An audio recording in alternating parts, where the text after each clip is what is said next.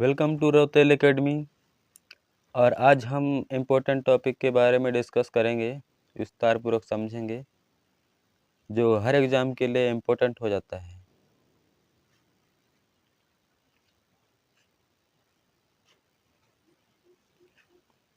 Antarctica के बारे में आज विस्तारपूर्वक समझेंगे, जो हर एग्ज़ाम में एक न एक क्वेश्चन आ ही जाता है।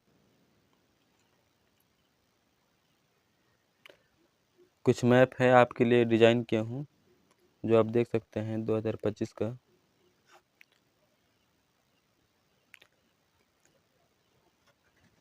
पहला है अंटार्कटिका से संबंधित शिक्षा और शोध से जुड़े अपडेट 2025 के लिए।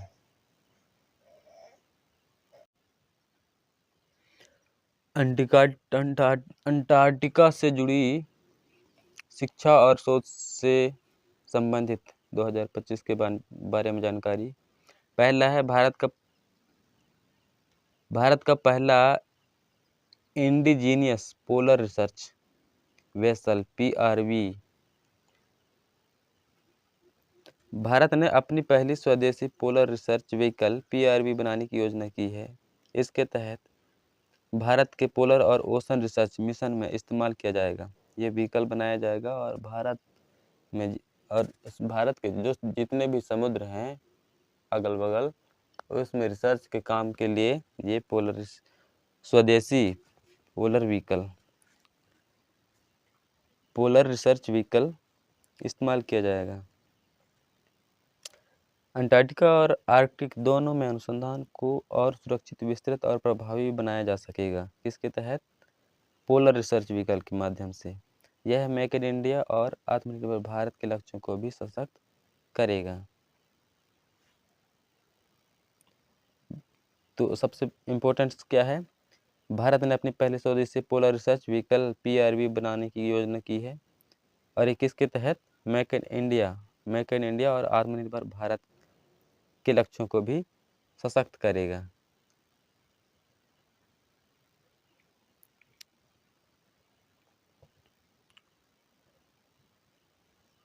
अभी बेड मैप 3 सबसे इम्पोर्टेंट क्या है? Bed map 3।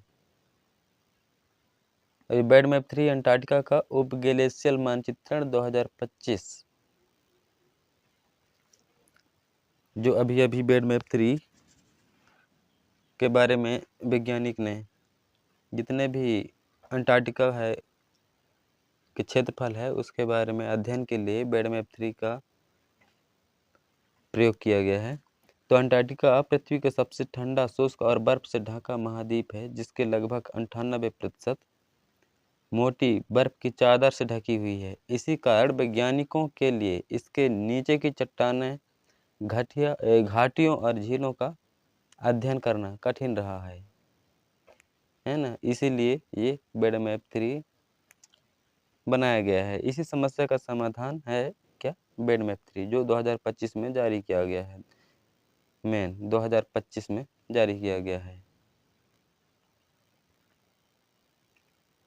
इसको मिटा देता हूँ, नहीं आपको देखने में दिक्कत होगा। तो यह एक नया डिजिटल मानचित्र है। यह परियोजना ब्रिटिश आर्कटिक सर्वे BAS और अंतर्राष्ट्रीय शोध संस्थानों के सहयोग से विकसित हुई है। क्या? बेड मैप 3 2025 में। बेड मैप 3 क्यों जरूरी है, इसके बारे में जान लेते हैं। बेड मैप 3 क्यों जरूरी है? पहला है समुद्र स्तर वृद्धि का अध्ययन। समुद्र कितने तेजी से बढ़ रहा है उसके अध्ययन के लिए। ग्लेशियर कितनी तेजी से पिघल रहे हैं समुद्र और बर्फ समुद्र में पानी छोड़ रहे हैं, इसका अनुमान लगाने के लिए। दूसरा है ग्लेशियर यानी बर्फ, आइस और बर्फ की चादर का व्यवहार, बर्फ और नीचे की चट्टानों के बीच का संबंध, इसको समझने के लिए बेड मैप 3 जरूरी है। और तीसरा पॉइंट क्या है? भूकंप और ज्वालामुखी खतरे।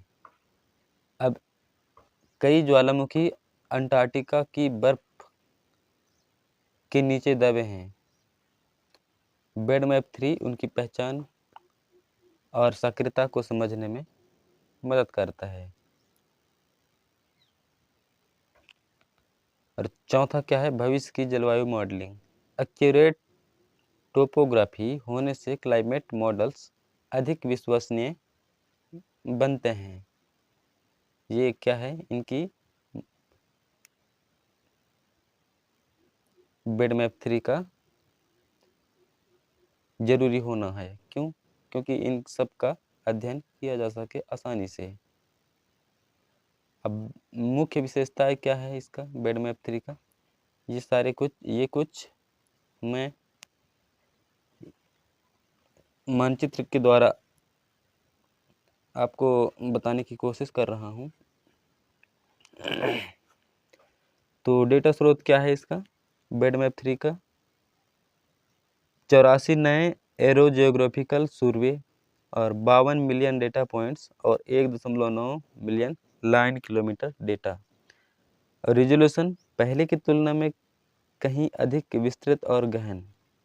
बेडमैप 2 की तुलना में बेडमैप 3 कई गुना अधिक सटीक जानकारी देता है। किसके बारे में? अंटार्कटिका के बारे में।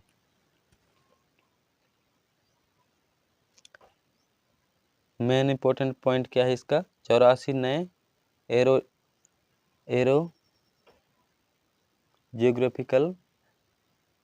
जियोफिजिकल सर्वे और 52 मिलियन डेटा पॉइंट्स और 1.9 मिलियन लाइन किलोमीटर डेटा है इसमें।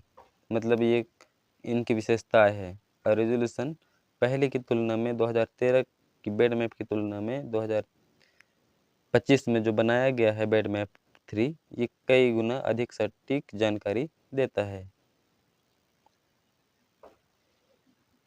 और ये आपके लिए कुछ मैप है, इसके बारे में हम बाद में डिस्कस करेंगे। अगर आप कमेंट में बताइए कि अगर इसके बारे में जानना चाहते हैं तो मुझे कमेंट में ज़रूर बताएंगे, ताकि मैं आपके लिए इस मैप का डिज़ाइन कर सकूं और आप तक पहुंचा सकूं, समझा सकूं आपको। और ये बेडमैप 3 क्या है, ये अंटार्कटिका